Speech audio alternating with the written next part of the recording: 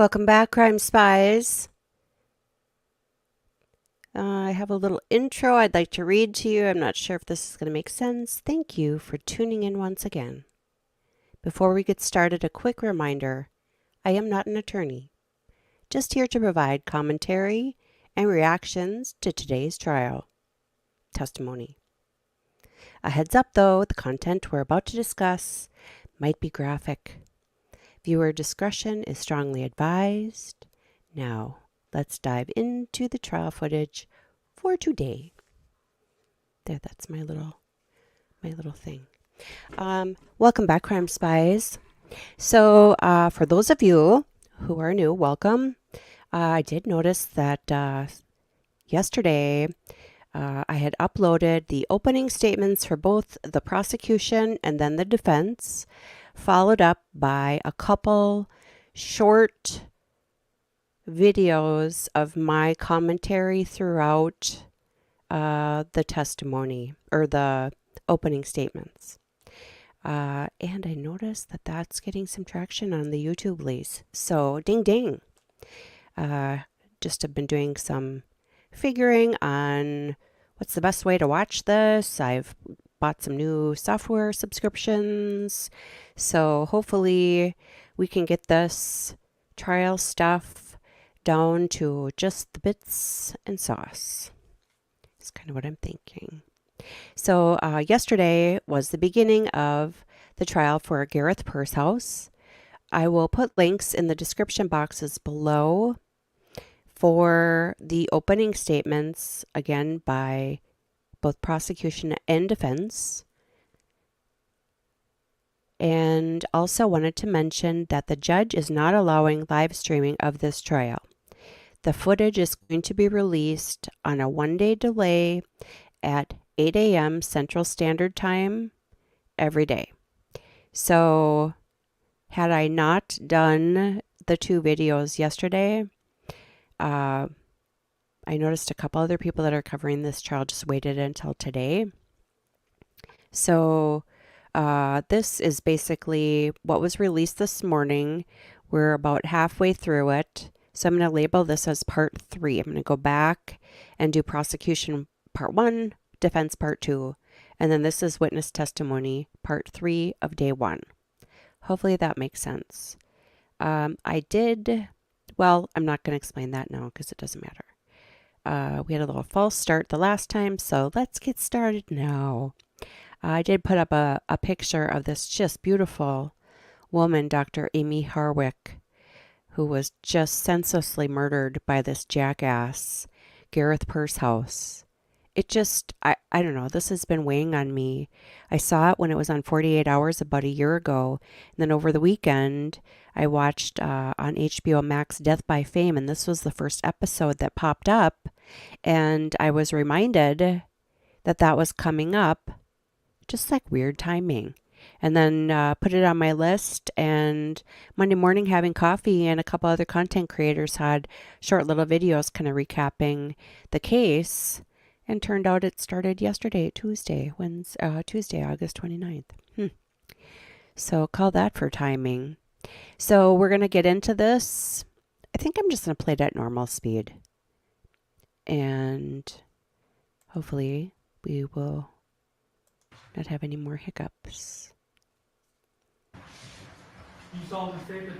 So our first witness here is, yes, she's a neighbor, witness Rebecca Kimbach. Rebecca Kimbach, Rebecca Kiembock.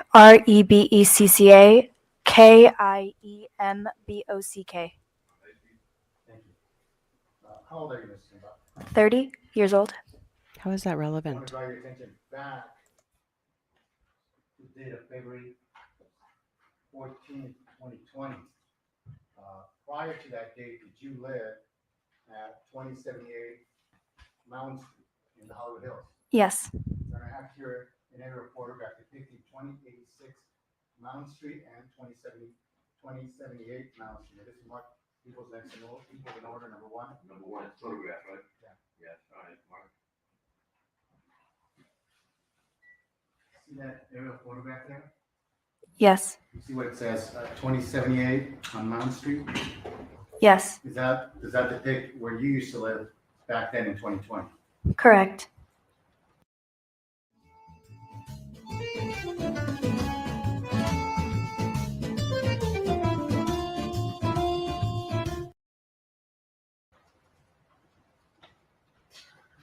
And what part of the building did you live? I lived on the lower level, on the left side. So 2078, right there, just down the stairs. And what was behind where you lived? What was behind your property? An empty lot. I have here a photograph of what appears to be an empty lot. This we mark people's next in order, number 2. Yes. You can hear at people's number 2. Can you tell us what is shown there? That is the empty lot, and through the gate up more brambles up to where I used to live. And the bottom part of this photograph appears to show some concrete. Is that the street? I'm assuming so. I never went down there. But the lot is empty from your home all the way down to where that concrete area is. Yes.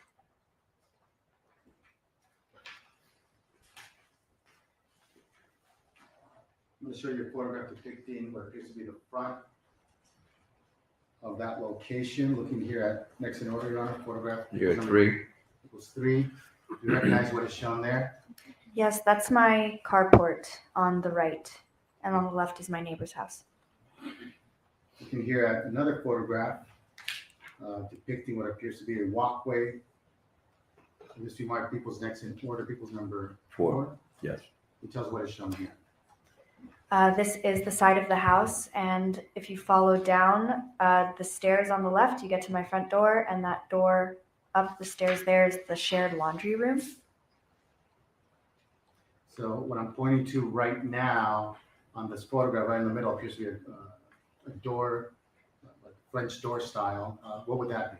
That's the laundry room. And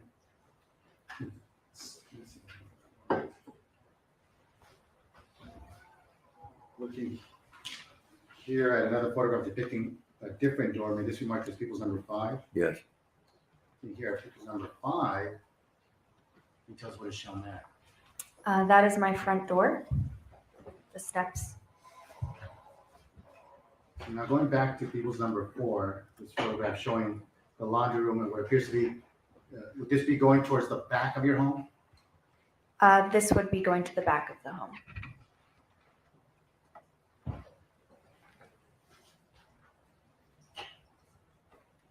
Looking at people's, another photograph showing, it's a photograph of that walkway going more towards the back. And just remark people's next in order, number 6. Yes. Looking at people's 6, you tell us what is shown there. That is the stairs and gate that leads to my front door.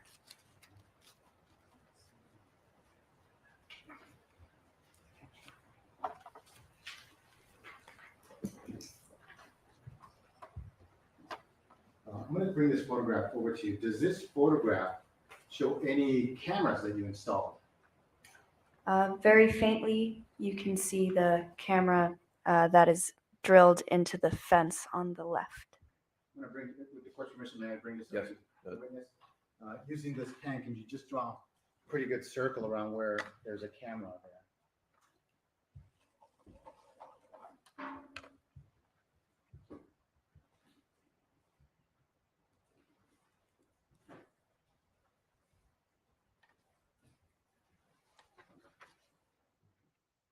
That's on people's 6. People 6. I'm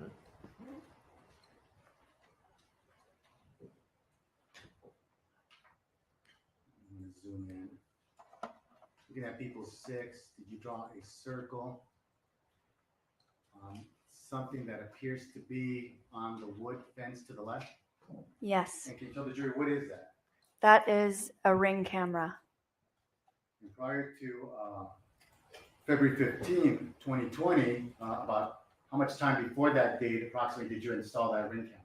1 week, And how many Ring cameras did you install? 3. Looking here at another photograph showing another location towards the back of your building. May this be marked people's next in order, people's number 7. 7. I'm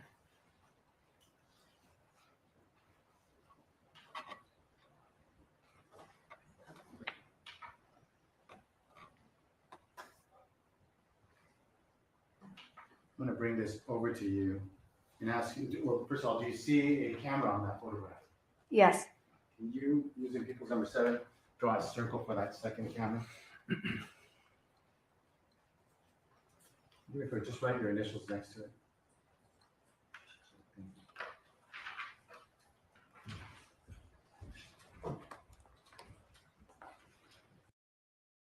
For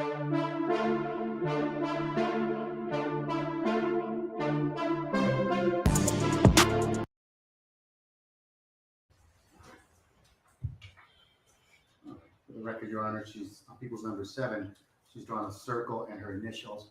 It appears to be some kind of wood beam. Is that correct? Yes.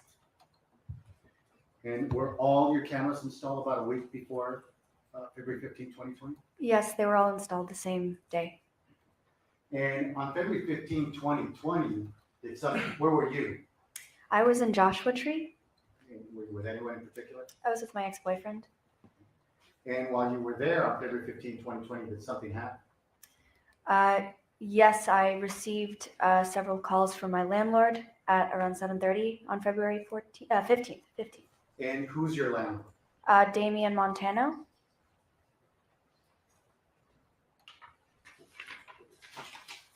And where does Damian Montano, where was he living at that time? He lived above me upstairs. So did he live closer to the street, Mount Street? Yes. And so what did he tell you? On the 15th, he called me and asked me if my cameras caught anything. He didn't specify. Well, let me just state, is based on what he asked you, did you undertake subsequent conduct? Is that what you're introducing for? Yes. Did you undertake subsequent conduct after he asked you that question? Did you do something as a result of that question? As a result of Yes. Yes. Yes, okay, the overruled court will allow. What did you do? I checked my phone for notifications to see if I had any motion detected from my Ring cameras. And did you have any motion detected? Yes. And about how many videos did you have that showed that something had triggered your cameras? 4 videos, four notifications I received. And now, are these notifications timestamped? Yes, they are. And to your knowledge, when you installed the Ring cameras, did you verify whether the timestamp was accurate? Yes. And how did you do that? A friend and myself, we tested the cameras and spoke through them to see just how quickly I could hear, just to see the accuracy. And did it appear that the timestamp was accurate? Yes. And Your Honor, I have in my hand DVD labeled 2078 Mountain Street, 4 videos, date February 14, 2020 and February 15, 2020. May this be marked people's next in Good. order. You're at 8. 8, thank you. Now, what did you do with these 4 videos from your Ring cameras? I emailed them to the police that were at my house when I returned from Joshua Tree. At about what time did you return from Joshua Tree to your home? I believe it was around 11:30 or so, and I emailed at 2:45 around then. When you say 11:30, you mean 11:30 in the morning on February 15th? Yes. And then later on, you said at 2:45 you emailed them to detectives? Yes. And why did you do that? Because they were requesting the videos. Now I'm going to show you one of the video clips. The first one labeled 2051, meaning 851. And ask you if you recognize what's depicted here. Let me see.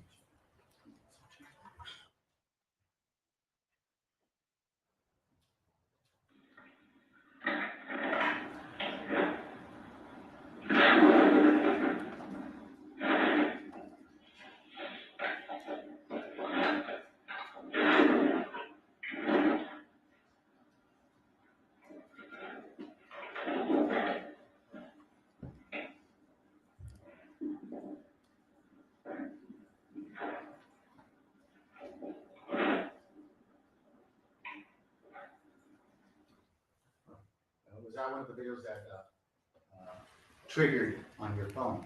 Yes. And when I say trigger, what happens on your phone when someone triggers one of your ring cameras? I get a notification. And when you looked at this video, the time, was there anything to you to indicate that the time would not be accurate? No. And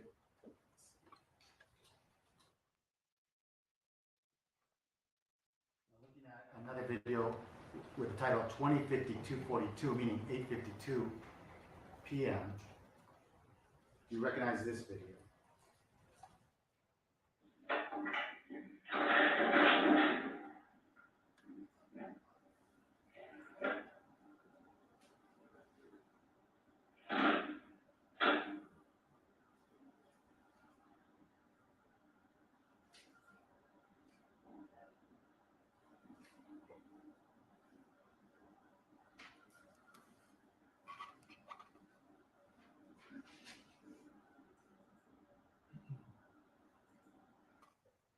Do you recognize that video? Yes. How so? It was also another notification I received.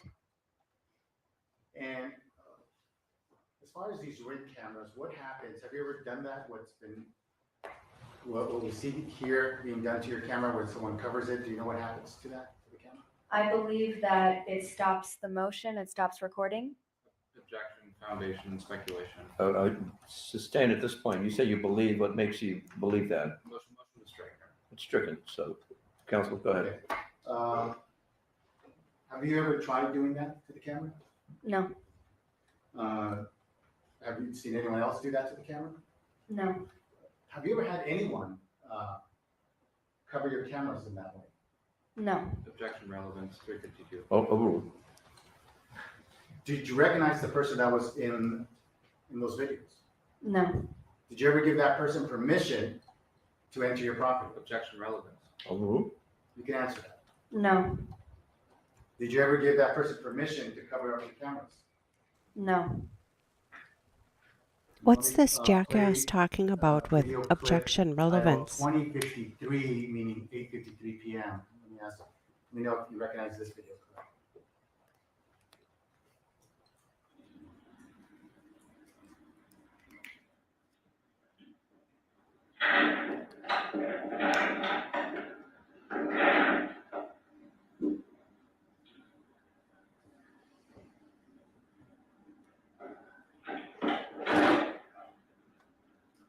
Do you see the time up there at the bottom? Yes. And as far as you were concerned, the timestamp on your camera was accurate. Yes. And how do you know that? Based on previous tests of the cameras. How would you test it? When I first installed them, my friend and I spoke to each other through the camera and my phone. It was as though we were FaceTiming. It was exact. Let me play the final video clip, which is titled 01:11, meaning 1:11 in the morning.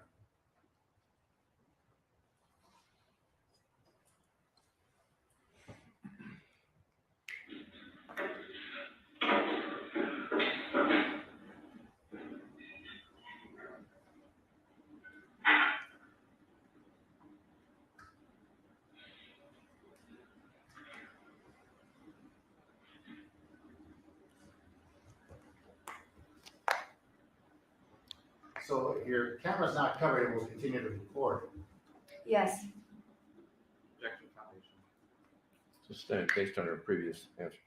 Motion to strike. Well, say based on the video that we're seeing. Well, stricken. Well, that video, no one blocked it. That the court will note. Okay, ladies and gentlemen, let's go ahead and take a 15-minute break, if you will, please. Thank you.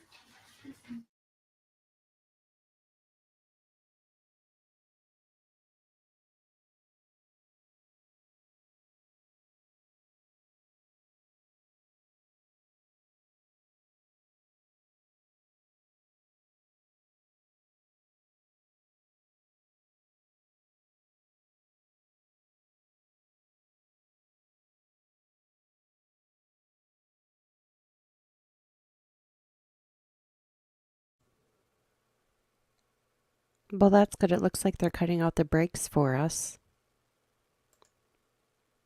No, it's like a freeze frame. They're not very good Continue at. examination. Okay, here we go.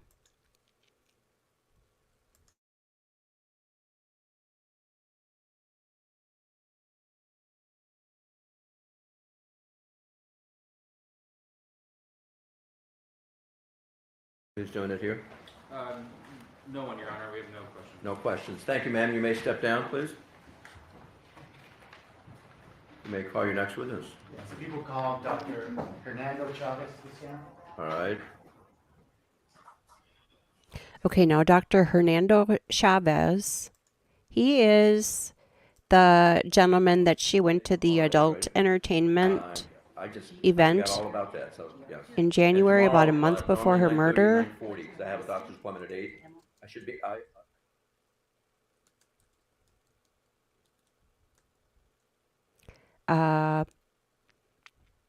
So she went to this red carpet event about a month before. It was some type of adult entertainment award ceremony thing.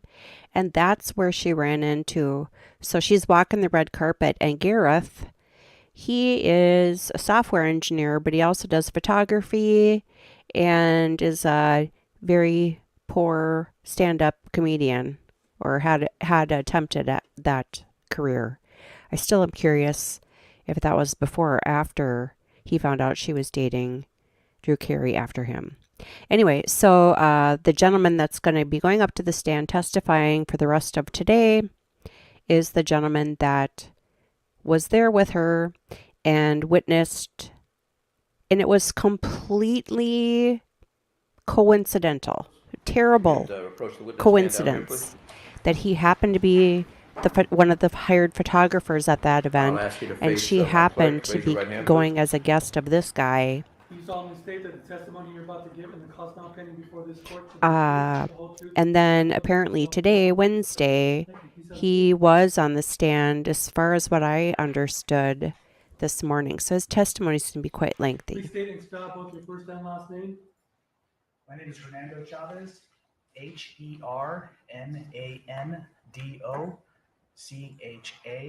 HERNANDOCHAVES. All right, Mr. Chavez. Dr. Chavez, I'm going to show you a photograph.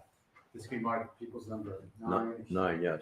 Photograph of a woman. You see that there? Yes, You recognize who's depicted in that photograph? yes, I do. And who is that? That's Dr. Amie Harwick. And what was Dr. Amie Harwick to you? She was a friend and colleague. And prior to 2020, how long had you known her? We've known each other approximately 10 years. How did you meet? We met in a professional capacity initially. She had reached out to me because she was a newer therapist, and I was a therapist who had practice and supervisor and sort of established in Los Angeles. So she reached out for networking purposes. Did you and her go to the same school? Yes, we did, but at different times. And did she obtain a doctorate at that particular school? She did, yes. All right, doctor, just keep your voice up a little. I want all the jurors to hear, if you would. Please. Speak into the microphone, if you would. As to the last question, Your Honor, objection hearsay. Which is? Let me look at the question here. Overrule. Answer stands. Boy, this defense guy, he You likes don't to need a object doctor, on does he? just Yes, I anything, did. willy-nilly. And was a doctorate in what? Human sexuality? And did Ms. Harwick, to your knowledge, also obtain her doctorate in that particular field? Yes, she did. You mentioned that she was a therapist. Yes. What type of therapist was she? She was a licensed marriage and family therapist. What does that mean? Objection foundation. Overrule. Hearsay.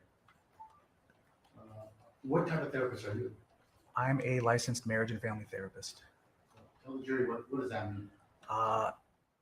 Licensed therapists are overseen by the Board of Behavioral Sciences in California, where they make sure that those who are within their organization of being licensed have the education, training, and experience to obtain a license, and therefore for the public be seen as licensed therapists. I'm going to ask you to speak a little louder so the jurors back here can hear you. Sure.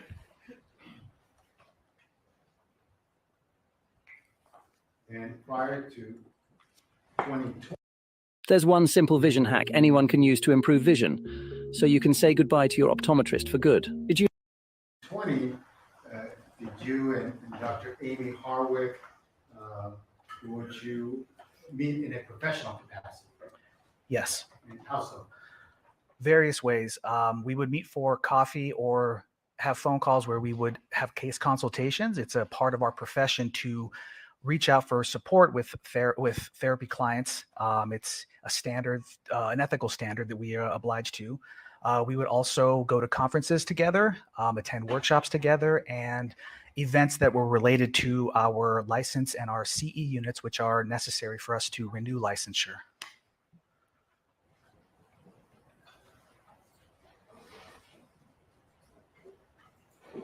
Did you practice therapy with Dr. Harwick, or did she have her own practice? She had her own practice. Your Honor, do we need the photo up? Can we what? Do we need the photo up? Well, That's, talk about Dr. yeah, Harwick. it's not a problem. Speaking of Dr. Harwick, prior to 2020, did you work with the adult entertainment industry in your capacity as a therapist? Objection, Yes. relevance. Overrule, I say it's foundational. Yes. Okay. You can answer that. Yes. How so?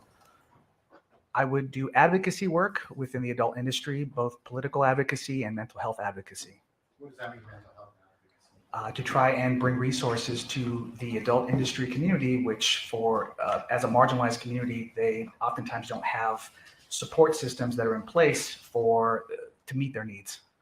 And was there any particular group that you belonged to back in 2020 that would do something? One of the main mental health supports right now in the adult industry is called Pineapple Support.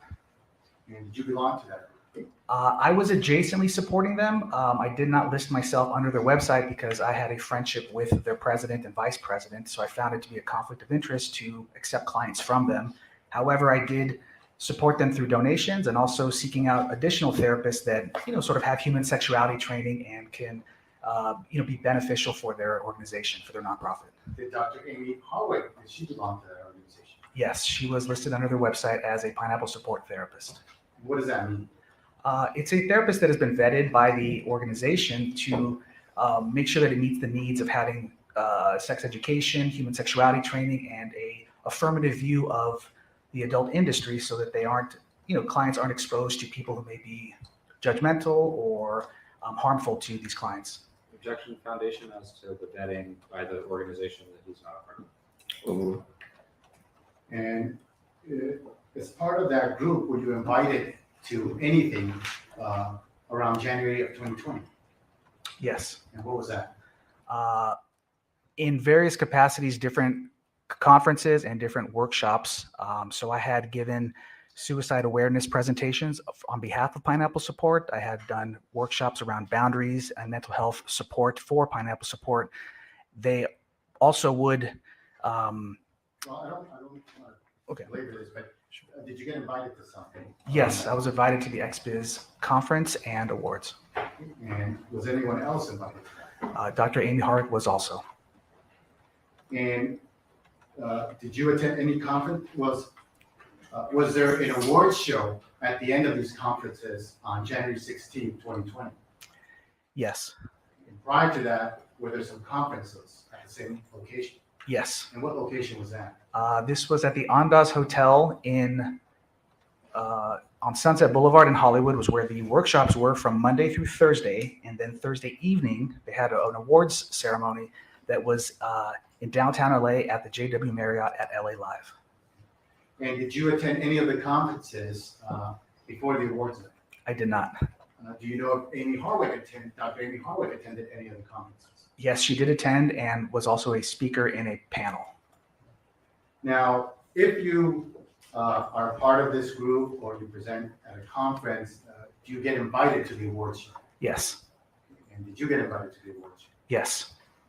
To your knowledge, did Dr. Amie Harwick get invited to this awards show on January 16th? Yes. And did you and her plan to attend the awards show together? Yes. How did that happen? Our initial plan was to meet up together and she would drive us to downtown LA. We both lived near Hollywood.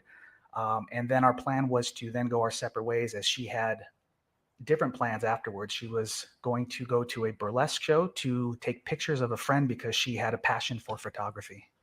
Let me get this straight. So the plan, so as you were concerned, was you would meet with Amie Harwick, go to the XBiz Awards, and later on she would go to a different show. Yes. And well, did you and her go together to the XBiz Awards show on January 16, 2020? Yes, we did. And how did you get there? I Ubered to her house and she drove us both to downtown LA to the Marriott. When you say you Ubered to her house, is this the house located at 2086 Mountain Street in the Hollywood Hills? Yes, it is. And what kind of car was she driving back then? She was driving a two-door sports car, kind of dark, maybe a Scion or something sporty. And did you and her drive to downtown LA to the awards show? Yes. And how would you describe her demeanor as you're going to the show? Very excited. She was thrilled. Why would you say that? She has heard me tell stories about the industry, and this was her first event, her first award show, and I had been to previously to a number of them. She was also excited about the red carpet.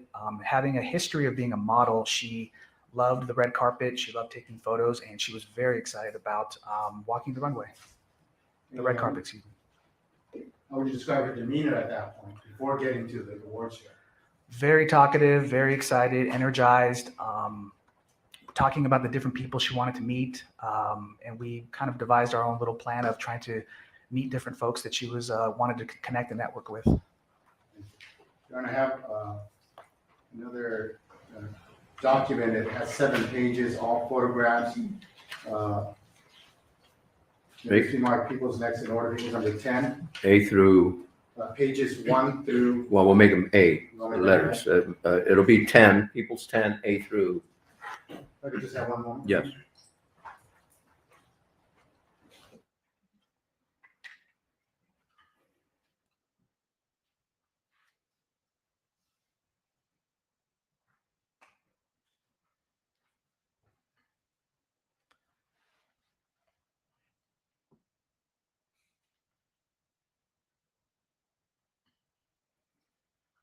A through G.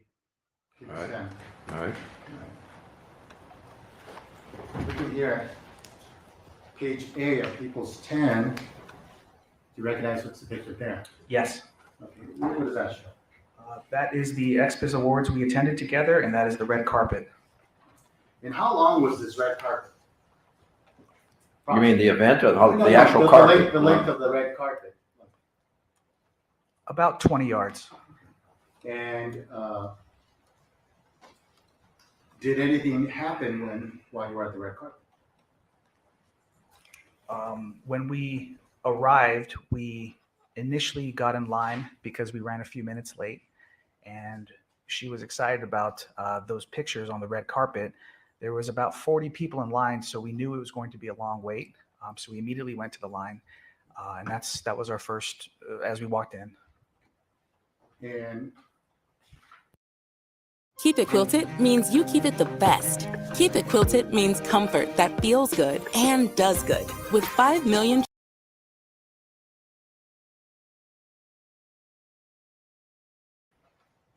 looking at page 2 of this exhibit, It's B. yes, I'm sorry, B, Yes. of people's 10. Can you tell us what is shown here? That is the walkway. So to the right of that photo is the red carpet, and this is to the left of it, and it's this walkway between the ballroom and the red carpet. So in that walkway, there are a number of drink stations and doors that lead into the ballroom. So on either side, you have the red carpet to the right and the ballroom to the left. This is from the opposite side of the line. And did anything happen at this point? So when we arrived, the first thing we did as we were in line, I had a few friends who were right in front of us. I took a drink order. I said, I want to buy everybody a drink, and took the order.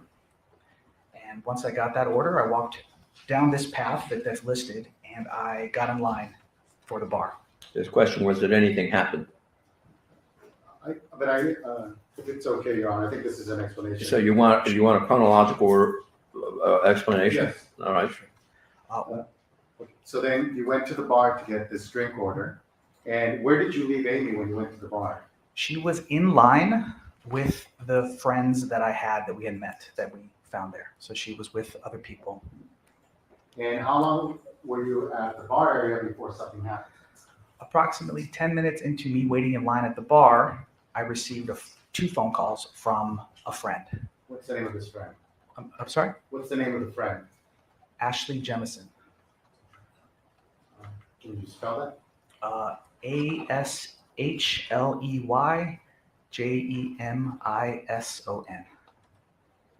Does this person go by other names? She has a stage name as well. What's the stage name? Her stage name is Aubrey Kate.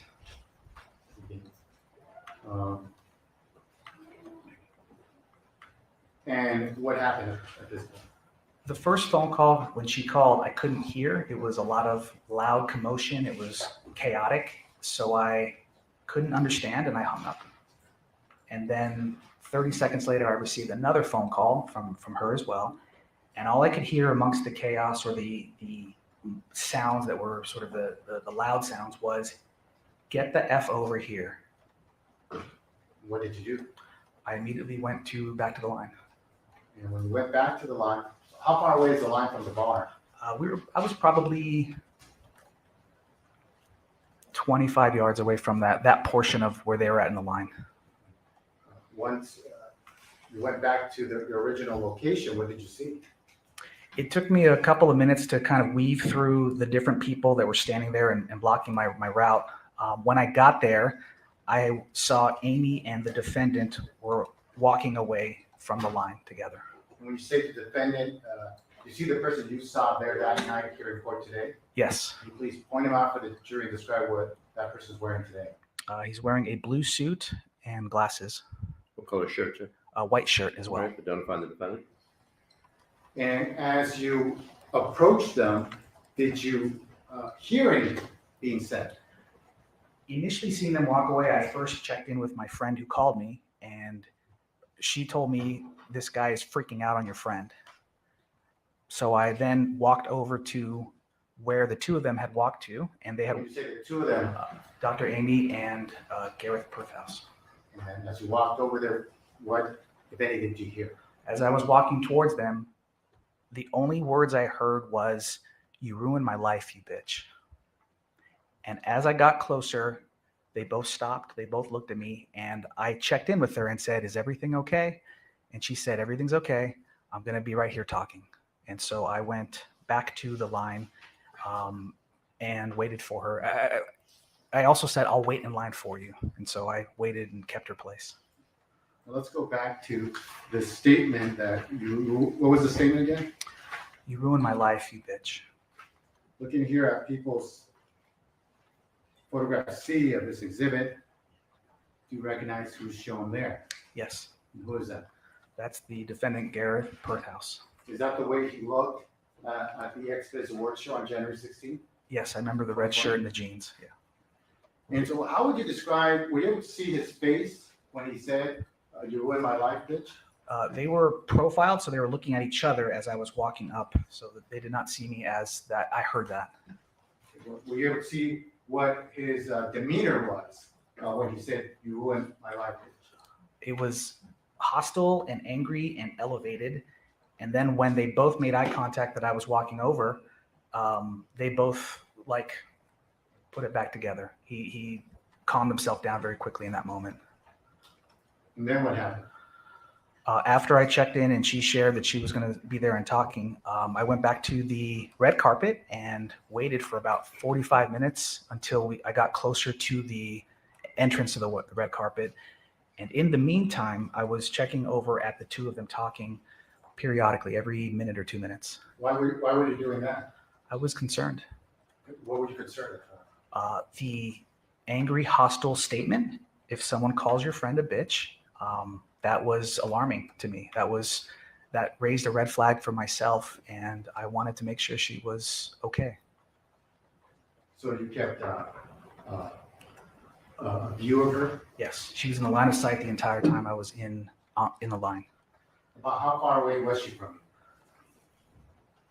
30 to 35 yards. And did you see anything happen during that time when you're watching her from that distance? Obviously, I could not hear anything else because I'm so far away, but I could observe nonverbal movements for both of them. I noticed she had her hands clasped together in her lap. Her two hands. Her two hands were clasped together, and she was seated in a way that was kind of leaning into the conversation. So she was, in my opinion, non-threatening and trying to just looked calm. The defendant, Gareth Pursehouse, had much more animated movements with the hands. So there was times where the hands went on the head, times when the hands covered the face and then were in his lap, bending forward into his lap. And there was just more movement to reinforce whatever was being said.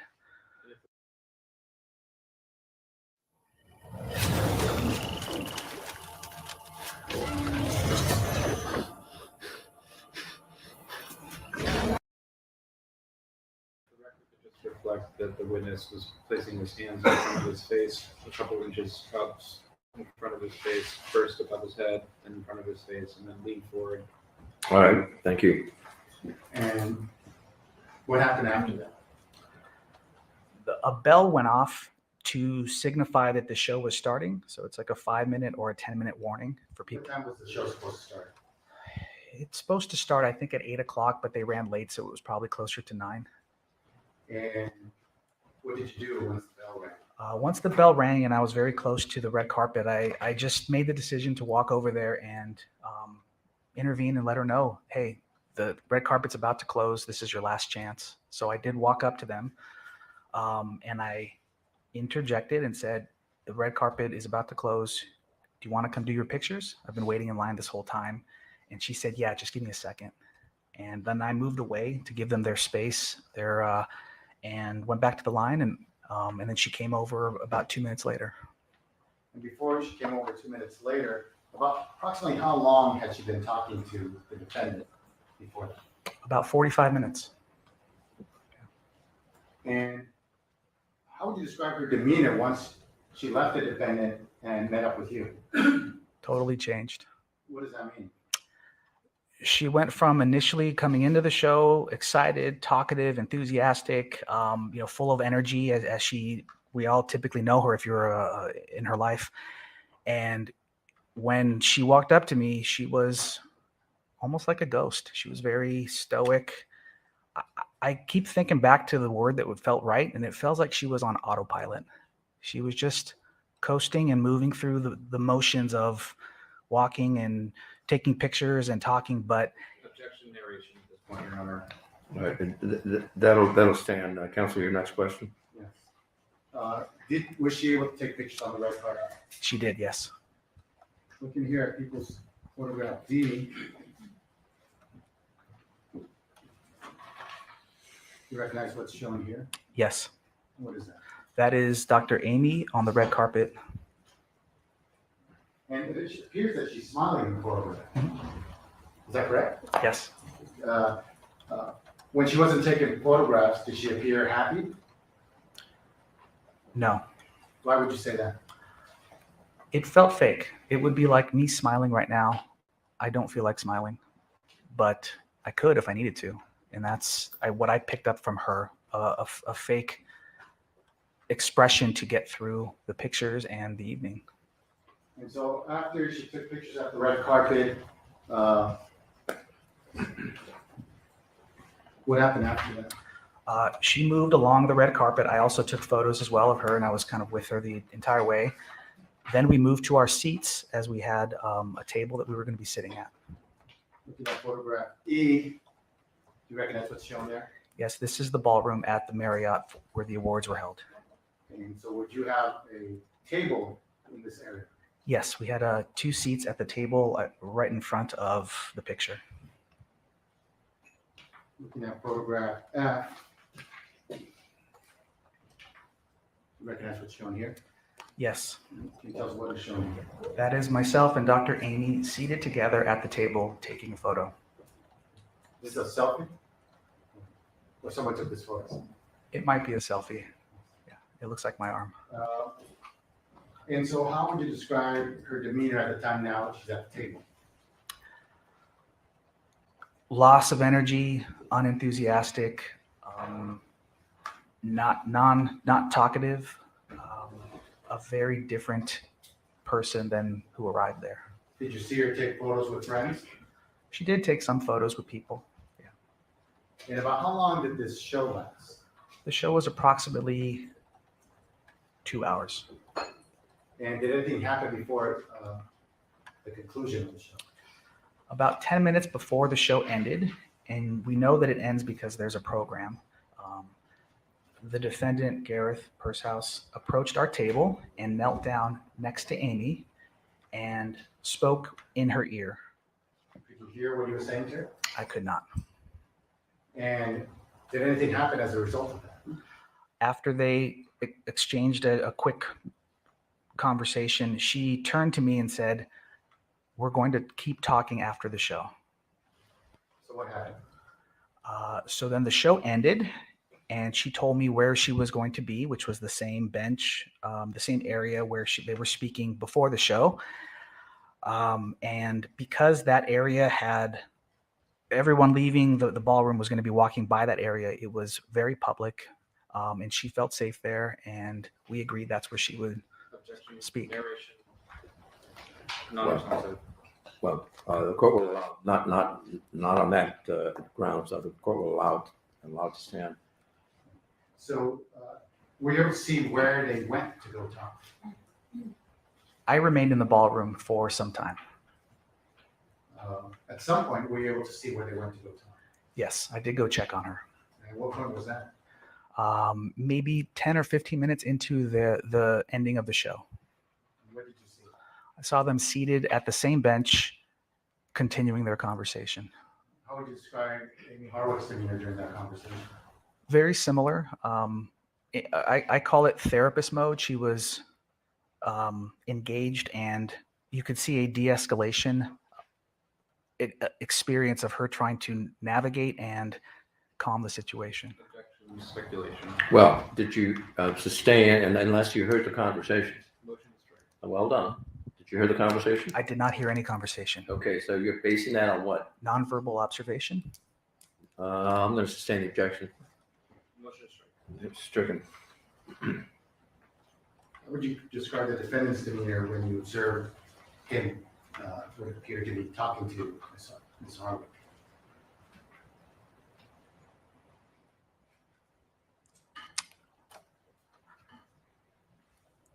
You know, in that moment, I just checked to make sure they were seated there, and then went back to and left. So I didn't take a lot of time to see the nonverbal of their conversations outside of the two of them talking and leaning into each other. And the location where they were talking, was there traffic around it, people traffic? A lot of traffic and a lot of people walking by there. Why would you say that? It was to leave the ballroom, you'd have to take this corridor to the escalator that would take you downstairs to the lobby area. So everyone had to go through the escalator, or they could walk a lot farther and go down the elevator. So you had to walk by them. And at some point, did you go talk to Amie Harwick while she was talking to the defendant? We exchanged text messages, so I didn't approach the two of them. I only sent messages to check in and ask how you're doing. Are you okay? And she would respond, "We're still talking," or "I'm okay." How much time did that go on? Probably about 30 minutes after the show ended. Most people had already left, so I moved out towards the area that they were at. And I grabbed a chair and I sat down and just was in the line of sight, just kind of waiting and watching. Just to be clear, you said 30 minutes. Were you referring to how long the second conversation took? From the end of the show till the time I moved out to sit down in that outside area where they were talking was Yes. about 30 minutes. Okay, thank you. And so now you're seated, watching Dr. Harwick and the defendant talk. Yes. And how long does that go on? Probably for another 20 minutes. So you're able to see her. Yes. And after 20 minutes, what happens? Nobody was left. The cleaning crew was picking up the tables, and registration had been broken down, the registration tables and area. I just felt like it was time to go, that this had been a long time, and so I decided to walk up to them and let her know that I think it's time to wrap up and we should get going. About what time was this, approximately? About midnight. And so did you do that? Yes.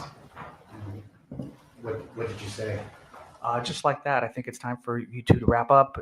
We should be getting going, and gave them another couple of minutes to wind down and wrap up their conversation. And then the two of them stood up, and then her and I proceeded to walk towards to the escalator and then go downstairs to her car.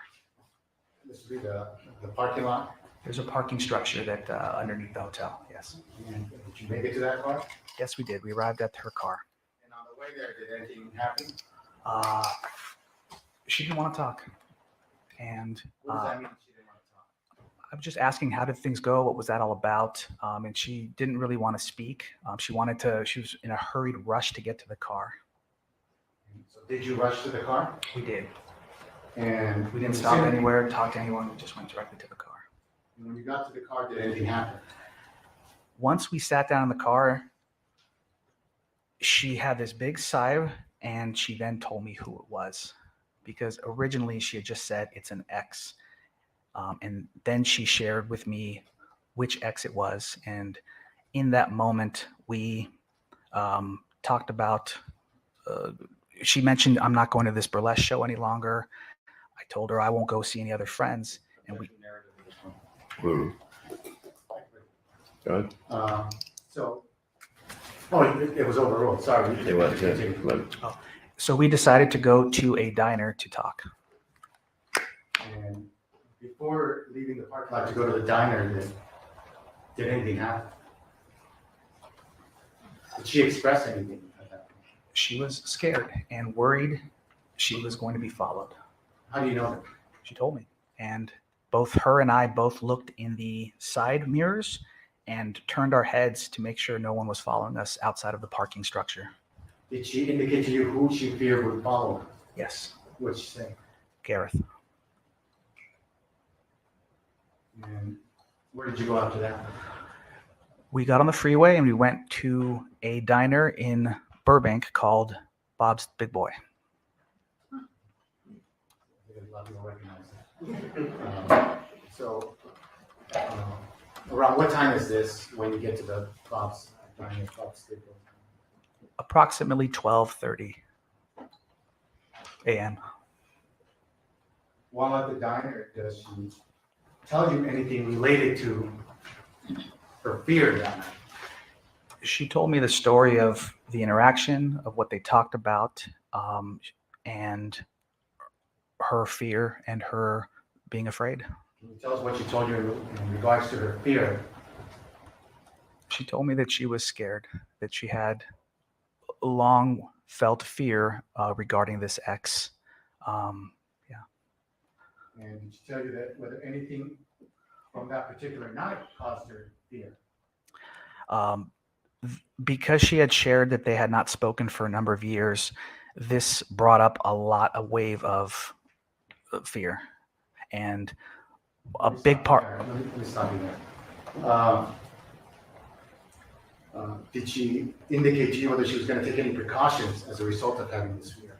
A big part of our conversation was how to protect yourself Can you from. tell the jury what you and her discussed about her protecting herself? We discussed boundaries and a safety plan. And within that safety plan, we discussed having someone reinforce her locks, both on her doors and windows.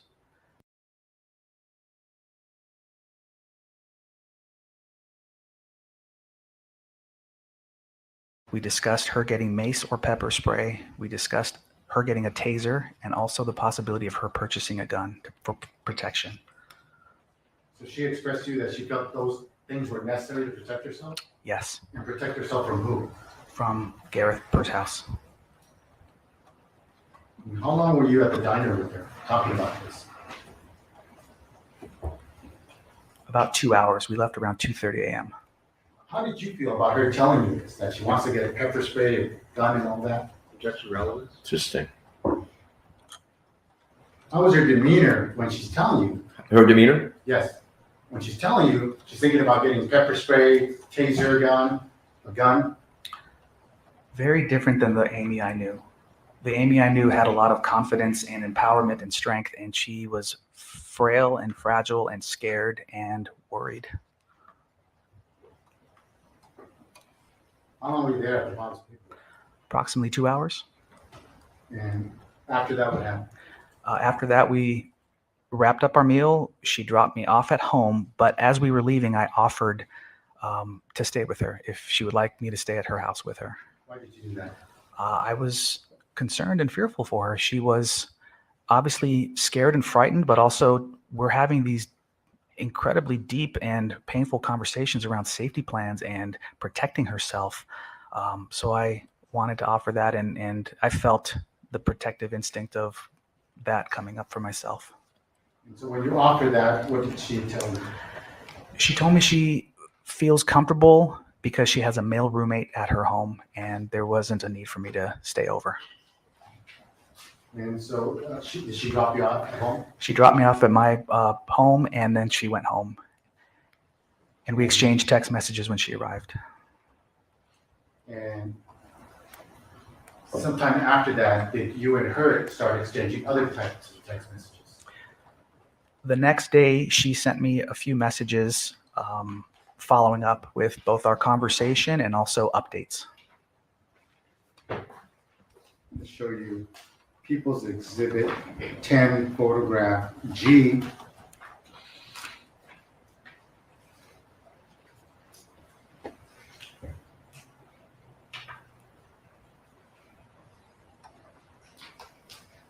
You see that there? Yes, I do. And do you recognize what's shown here? Yes, I do. What is it? This is Dr. Amie messaging me on January 17th, the following day after the awards show, that Gareth found her number online. And is this a text exchange you were receiving from Amie Harwick around January 17, 2020 at about 1:22 p.m.? Yes. And obviously some parts here are blocked out. You did not do that. I did not do that, no. But to get to this, for example, there appears to be one text with the date of January 17, 2020, 1:22 p.m. And then there's another screenshot of a text in the middle. Do you see that? Yes. Whose text message is that? Amy's messages are on the left, which are not blacked out, and my messages are on the right, which appear to be blacked out. And ladies and gentlemen, the reason it's blocked out is the court has ruled on the admissibility of it, so you're not to speculate what it was and the reasons why it was blocked out, if you would. Okay? Go ahead, Counsel. Okay. And is this the message you received from her around 1:22 p.m.? Gareth found my number online and messaged me. I told him I didn't want to talk and wished him the best, but his response was still obsessive and scary. Handyman comes tomorrow for more locks on my windows and ordered pepper spray. Yes, that was Dr. Amy's text message to me. And you gave her a response, Yes, I did. and then she texts you back after that, what appears to be on the right side. Thanks, I sent a boundary text, and I'm not responding after that. He keeps texting me and it sounds unsafe. That is Dr. Amy's text message to me. Your Honor, may we briefly approach? Briefly. Ladies and gentlemen, let's call it a day. We're gonna remain here and discuss an issue here. Back tomorrow at 9:40. Have a safe evening. We'll see you. Stay off the internet and social media if you would. Thank you. Have a Okay, good thank evening. you, Judge. All right.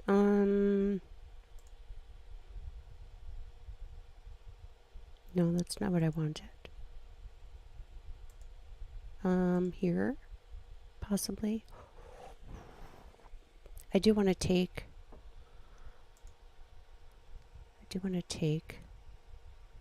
Well, I guess I can leave it on there.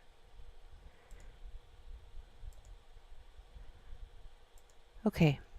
So, let's see, I've got a little recap here for you.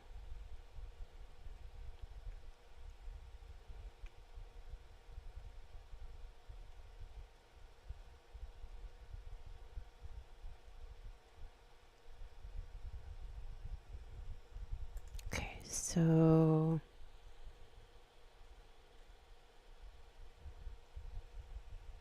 oh, I gotta turn my fan off.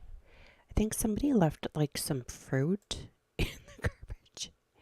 In the garbage. Oops. I tell you, the StreamYard, you can kiss my ass. Because every time I turn around, some shit happens. I tested my internet, like speed test, did all kinds of things. And it seems like it's the StreamYard. And I still haven't figured out OBS. I'm frightened, actually. I'm not going to lie. I'm frightened. This was hard enough to learn all this stuff. All right, let's just recap a moment. Fireball. Thank you, Mr. Pitbull. All right, so the first witness, so just backtrack a tiny bit. What we watched today was day one testimony in the Gareth Pursehouse trial. He has been charged with the brutal, senseless death of beautiful Dr. Amie Harwick on the early morning hours of February 15th, 2020, after she had gone out with her girlfriends for Valentine's Day.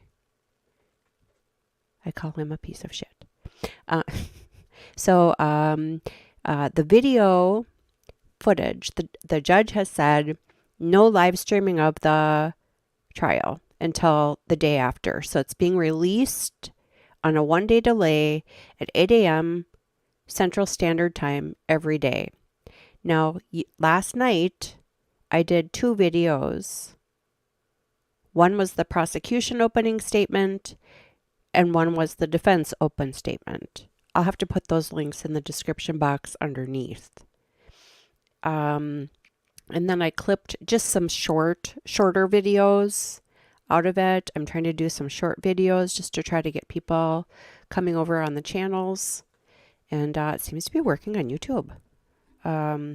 Rumble's kind of at a standstill. I think my politics stuff does better over there. Anyway, so that's the scoop. But since I did those 2 last night, the witness testimony didn't come out until this morning on the backside of the prosecution and defense opening statements, if that makes sense. So I'm going to label this particular video as day 1, part 3, and I'm going to go back and label prosecution day 1, part 1, and defense opening statement day 1, part 2.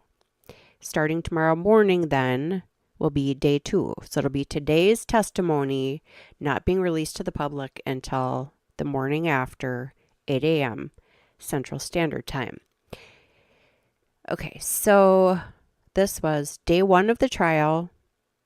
Yesterday, Tuesday, August 29th, the first witness was the neighbor.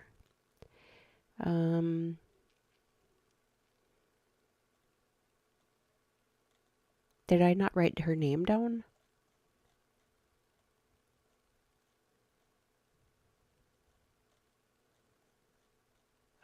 For Pete's sake. And I erased it on the other thing. She was a cute girl. Her hair was in a bun.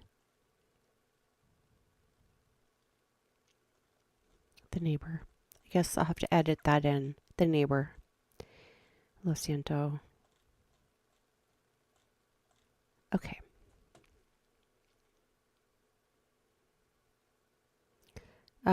So the neighbor testified about her Ring camera footage captured on her property shedding. Okay. According to the neighbor's testimony, her Ring cameras were installed roughly a week prior to the event. She emphasized that all cameras were set up simultaneously, which could potentially lend weight to the accuracy of the timestamp data on the videos they recorded. The neighbor recounted her whereabouts on February 15th, the early morning hours of February 15th, 2020. She stated that she was in Joshua Tree at the time, accompanied by her ex-boyfriend. This information was okay.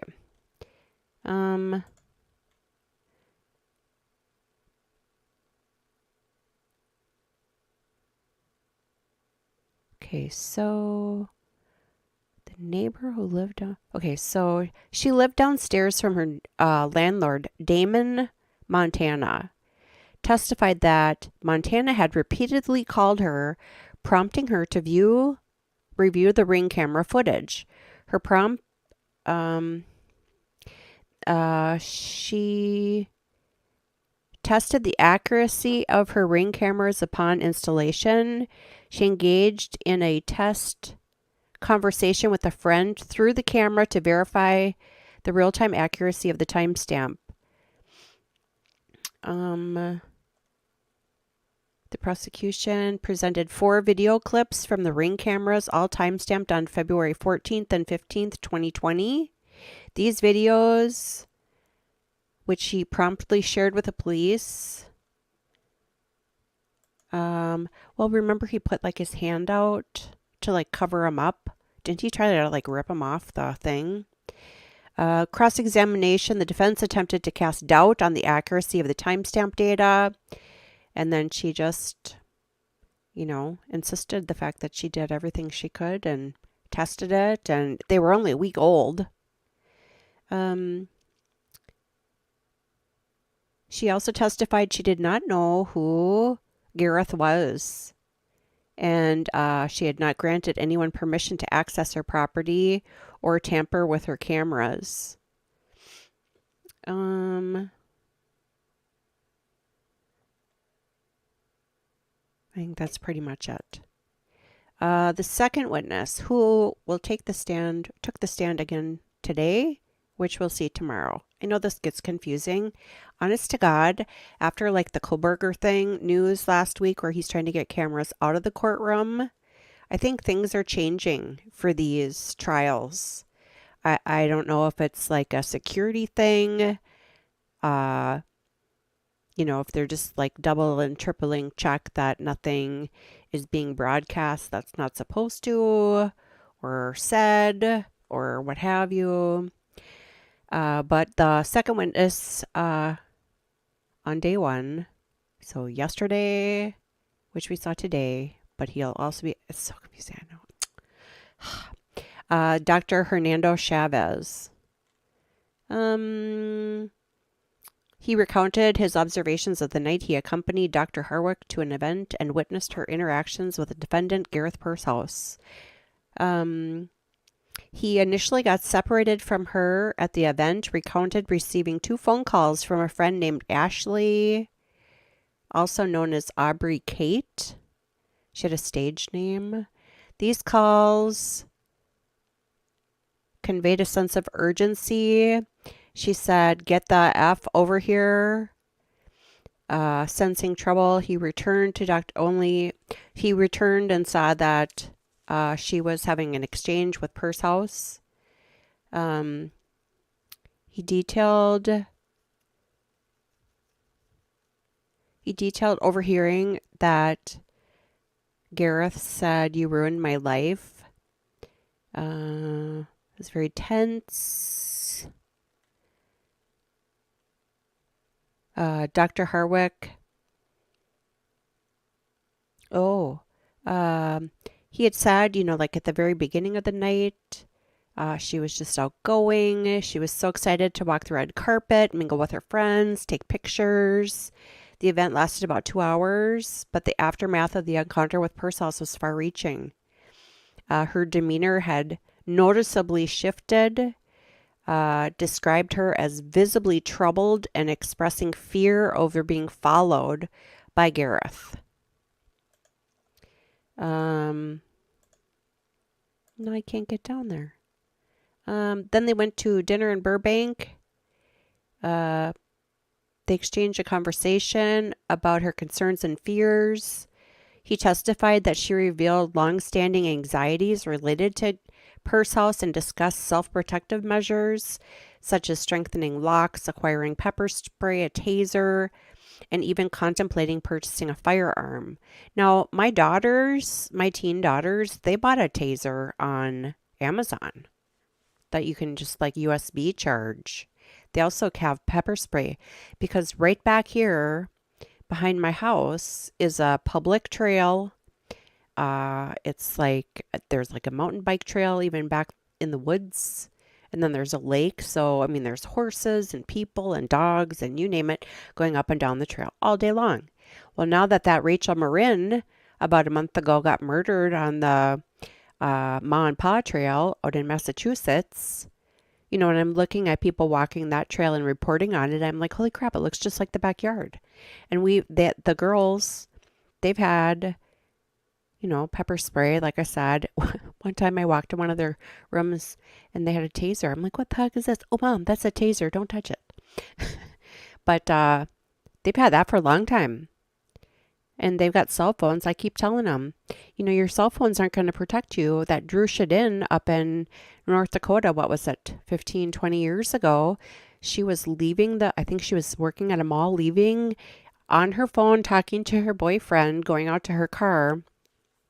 And she was abducted and burned in a fire. Her body was found burned, remnants of it, in a fire. As she's talking to the boyfriend, and she was gone. So I told the girls my son too, from a long, you know, your cell phone isn't going to protect you. And I tell them the story about Drew Shedin being on the phone. So you have to protect yourself. I always do the couple things that I learned in self-defense class back at the U of M in the 90s. The talking to a person, hey, did you drop your wallet? And looking down and pointing at it. They always look down. Do it to a friend. Just be in mid-conversation and point down to the ground and say, did you drop your wallet? Hey, did you drop your wallet? And then that gives you a few seconds just to skedaddle. I'll have to do life lessons with Crime Spies for your young teen audience. Okay, Dr. Chavez repeatedly emphasized the transformation he observed in her demeanor, a stark departure from her typically confident and empowered self. This evolving, okay, and that's pretty much it. I'll try to rewrite this, and bring you that later, a little bit better. I'm waiting for my new webcam to come because I've tried this one. Gives you a beautiful picture of the background, nice and clear and crisp, and I'm always blurry. And I've tried a couple other ones. One was like an autofocus and it would like follow your head, and that thing was wild. And then the other one I actually kind of liked, but once you would like set it for the color, because the color in here changes. I have to change the bulbs. Otherwise it's like too white, too yellow. It depends on if the window's open or not. And, you know, the sun, it doesn't matter.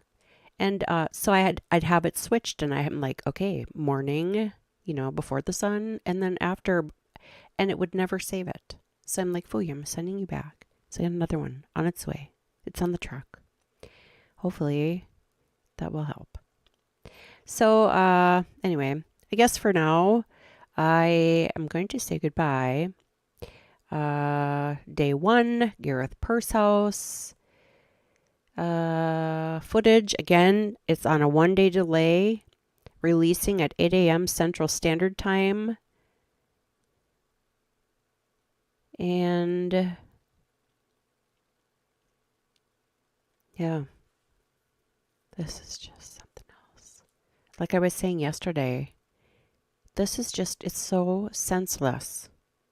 She was so beautiful and had such a promising career. She worked her fanny off to get, you know, pay for her doctorate degree.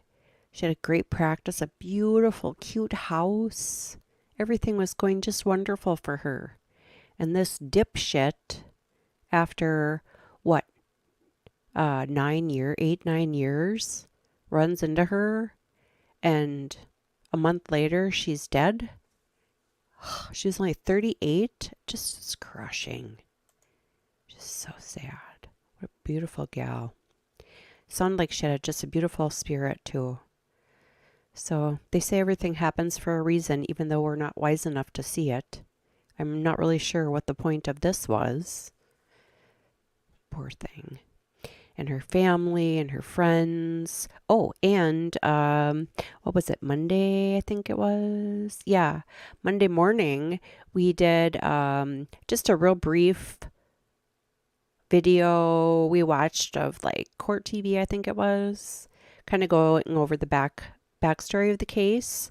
And then I cut the YouTube video, but on Rumble we watched the brand new Death by Fame episode about this case. And I'm still looking for the 48 hours one, because I know Drew Carey was interviewed for that. It's heartbreaking. It's just heartbreaking, this whole thing.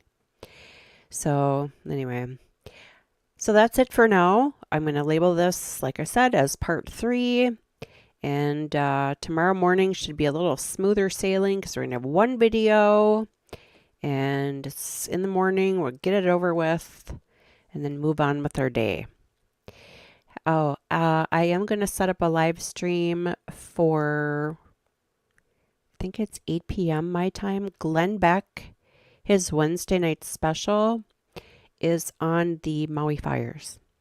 So I'm going to try to get in the habit of doing a live stream of that on Rumble, because he doesn't do it on Rumble. And I'm always afraid on YouTube they're going to take him down.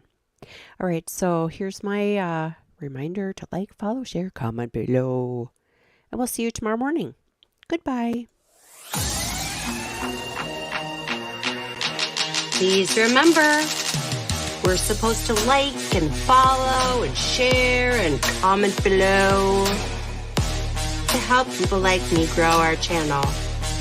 I do appreciate it, although I'm starting to think it's kind of bullshit.